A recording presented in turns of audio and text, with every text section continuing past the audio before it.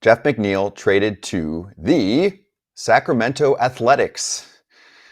First off, KP, you played with McNeil, right? Yeah, I did. We played together in New York.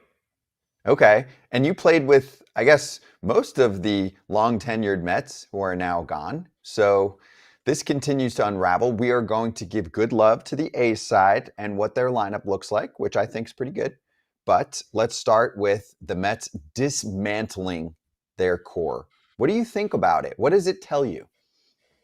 I think it has a lot more to do with who's running the team and David Stearns. Obviously, Steve Cohen at the top, but he brings in someone like David Stearns. And, sometimes people that are as successful as he is and has done what he's been able to do, when they inherit a team with a lot of really good players on it and it doesn't work, or if it does work, sometimes they like to kind of strip it down and kind of bring in their own guys and leave their own fingerprint.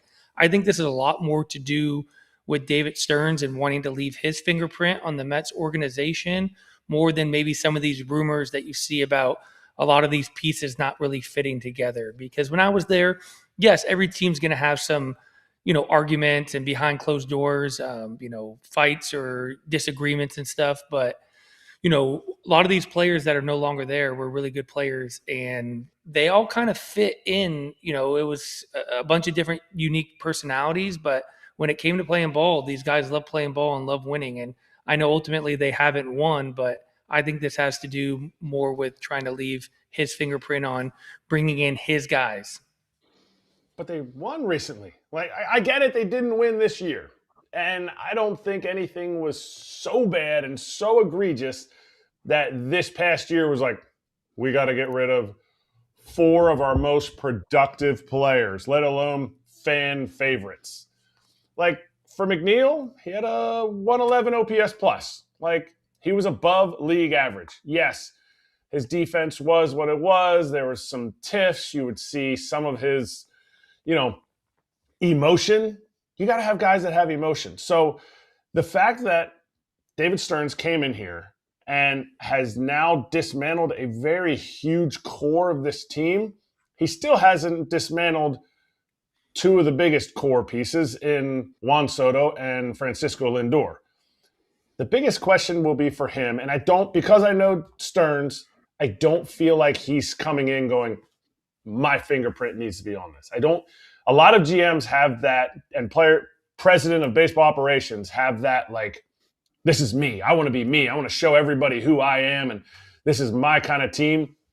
He's more of, I want to build something that's sustainable. I want to build something that wins not just this year, but for the next 15 years. And I think sometimes those decisions are not always the most popular decisions at this moment. Saying all that, he needs to definitely come up with a lot of value to be able to fill in for the guys that he's lost. When you figure Nimmo's 27 home runs, when you figure what Pete Alonso has done and what he did in this past year, when you figure in Jeff McNeil, I get it, it's been a while since he won a batting title, but he's still an above average hitter and the best, if not one of the best closers in the game, and Edwin Diaz, all gone. To fill in for those, Luke Weaver and Devin Williams, good start. There's a lot he needs to do on this offense. That was actually pretty good last year. It's the starting pitching that cooked them. So it'll be interesting. But another piece out of the Mets is gone. Okay, KP, Jeff McNeil and Francisco Lindor got into it several years ago, and then it was reported that they got into it again this past year. They're one of a billion get into it situations that occur throughout a baseball season, but they're in New York, so some of them have become public. It's hard to dissect how to view this one. Is it just because the Mets want to clear some more money and get David Stearns, his own guys in there? Or is there also a factor to switch up personalities involved in the clubhouse? I mean, if there are two guys that go at it every once in a while, do we like it? Is it good? Is it healthy? Or do they prefer to have two bestest friends that are No, either a I double play think combo or, in the lineup together frequently? I mean, I think all these things are fair, but they also really didn't have a place for Jeff McNeil. You bring in someone like Marcus Simeon, who's going to play every day second base. You have a Mark Vientos and a Brett Beatty are going to be kind of competing for third base.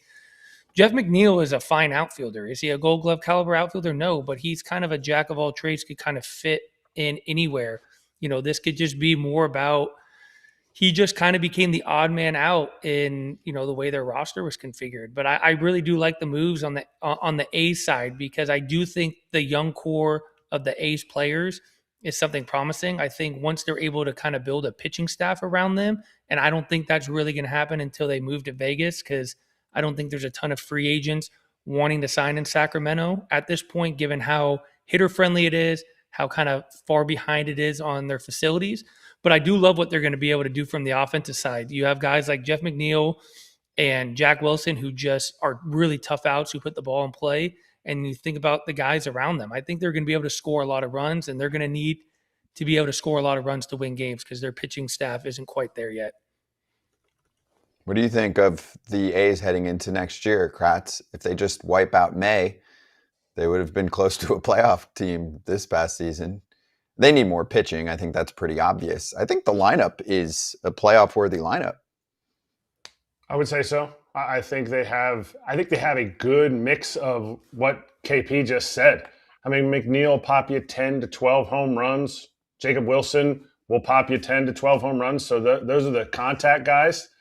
I think Rook has been just that solid DH for this team. And then with the emergence of Nick Kurtz last year, you have an aircraft carrier that makes Brent Rooker the guy that you're like, I mean, who do we go after here? I guess my better matchup is against the lefty. I'll try to go after Nick Kurtz. I think they have a good lineup.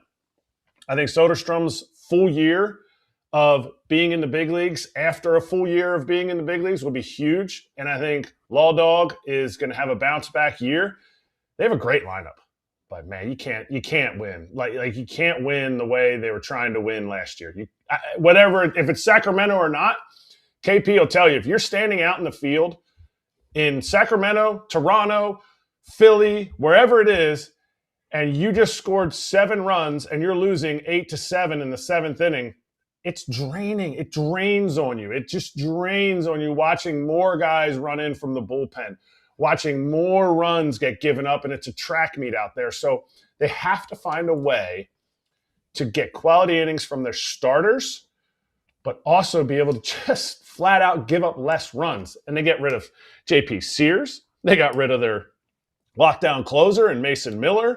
So yes, you get rid of May and all that stuff is great. Like, you had a decent season. Try to finish an entire season, not just the last month and a half, 2 months without Mason Miller. They had a stopgap close. I mean, they had the guy that stopped the game in the 9th inning in Mason Miller, and now they don't have it. They got a lot of work to do on the pitching side. It's another team that I'm going to be pushing that over all year next year. Yeah, that park's tough. Did you get time there, KP? Yeah, I played there. I played there early, so it was a little cooler when I was there, but it's still a launching pad. I mean, runs are always going to be flying on the board there. It's hard to, it's much like Colorado. There and you're expecting to score a lot of runs. And to Kratz's point, when you're someone that's in the field, whether you're in the outfield or infield, and guys are just running around the bases, you're constantly going to the bullpen, it does affect your offense over the course of the year, the more you're standing on your feet. So, I love their offense. We forgot about Shea Langoliers, also a really good player. The guy's capable of hitting 30 home runs. So, you think about their lineup from top to bottom, they have right and left, contact, they have some speed, they have some pop. They're going to score runs. It just comes down to if they can get enough pitching. You saw what happened when they went out and signed Severino. They had to severely overpay, and then they got a frustrated player when he actually got to Sacramento and played.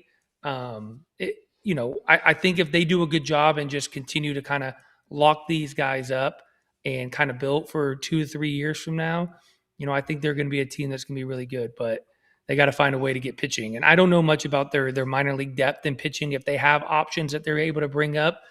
but it's tough shoes to fill when you have a guy like Mason Miller leave, and even JP Sears, very reliable. Is he an ace on a staff? No, but sometimes you need guys that can make their 32 starts and throw 180 innings a year. Yeah, right now their pitching's not close. I'm looking as you guys are talking. But hitting wise, everybody in the lineup was above average by a pretty nice margin, besides the bottom three in the regular order, which would include Lawrence Butler, who was more of a league average guy this past season with the bat. And then they have Max Muncy pegged at third, the other Max Muncy, and Denzel Clark, who's sick in center field. Everybody else is nicely above average if you go off numbers like weighted runs created plus or OPS plus. So they're building something nice with the core. They should do some spending on the free agent market. I'm not saying they're going to go out and spend $150 million on a starter, but they have a lot of work to do. You guys are right. I don't know if they're going to do it, but we'll see in January.